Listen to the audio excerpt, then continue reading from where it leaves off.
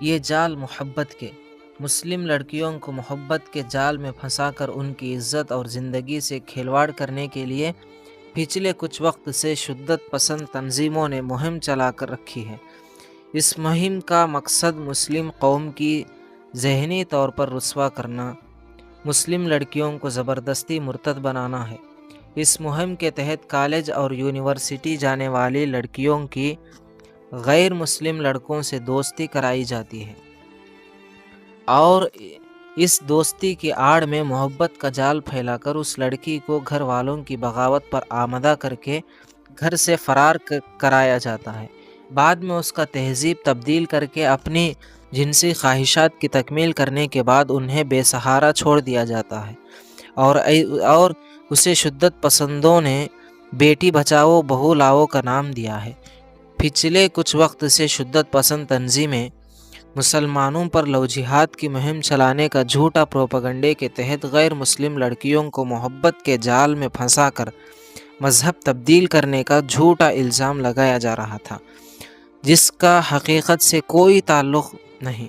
جس وقت لو جہاد کا جھوٹا پروپیگنڈا شروع ہوا، اس کے جواب میں بیٹی بچاؤ بہو لاؤ کا نعرہ دے کر مسلم لڑکیوں کا اغوا، جنسی استحصال اور جبری ارتداد کا منصوبہ بنایا گیا، اور اب اس مہم کے تحت مسلم لڑکیوں کے اغوا اور جبری ارتداد کے بڑھتے ہوئے واقعات سامنے آنے لگے ہیں۔ کہنی ہے مجھے ایک بات اس زمانے میں سمجھداروں سے، سنبھل کر رہنا صاحبو گھر میں چھپے غداروں سے۔ شر پسندوں کا سب سے پہلا اور آسان نشانہ کالج اور یونیورسٹی جانے والی لڑکیاں ہوتی ہیں۔ ان لڑکیوں کو اسباق اور لیکچر کے نوٹ دے کر جان پہچان پیدا کی جاتی ہے۔ اسی طرح دیگر امور میں ایک دوسرے کی مدد کر کے دوستیاں کی جاتی ہے۔ کچھ مسلم تہواروں میں مثلاً عید وغیرہ پر تحفے تحائف دے کر مسلم تہذیب کی تعریف و توصیف کر کے خود کو اسلامی تعلیمات سے متاثر بتایا جاتا ہے۔ مختلف خاص مواقع مثلاً برتھ ڈے جیسے موقع پر مہنگے گفٹ، موبائل، کپڑے، جوتے، پرس وغیرہ دے کر ان کو امپریس کیا جاتا ہے۔ پکنک وغیرہ کے بہانے اچھے ہوٹلوں میں جا کر کھانا کھلانا اور واپس پر گفٹ دینا بھی اس معمول کا حصہ ہے۔ کالج کے بعد ٹیوشن کے بہانے مختلف کوچنگ سینٹر کے نام سے آنے والے پر آمدہ کیا جاتا ہے۔ اس وقت تک لڑکی اتنا متاثر نہیں ہوتی، اتنا امپریس نہیں ہوتی کہ وہ مختلف بہانے بنا کر والدین کو ٹیوشن پر بھیجنے پر راضی کر لیتی ہے۔ یہ بھی وہاں ہوتا ہے جہاں والدین کچھ ذمہ دار ہوتے ہیں، ورنہ غیر ذمہ دار والدین تو لڑکی کو مکمل چھوٹ دیتے ہیں۔ رکشا بندھن جیسے تہواروں کے موقع پر بھائی بہن کے رشتے کے نام پر مسلم لڑکیوں کو گھر بلایا جاتا ہے اور والدین بھائی بہن کے نام پر ان کے نام پر اجازت بھی دے دیتے ہیں۔ اس تقریب کے بہانے مسلم لڑکی کے گھر لے جا کر اچھی خاطر توازی کی جاتی ہے۔ واپس آ کر وہ لڑکی اپنے گھر میں غیر مسلم گھرانوں کی مہمان نوازی کا قصیدہ خوانی کرتی ہے۔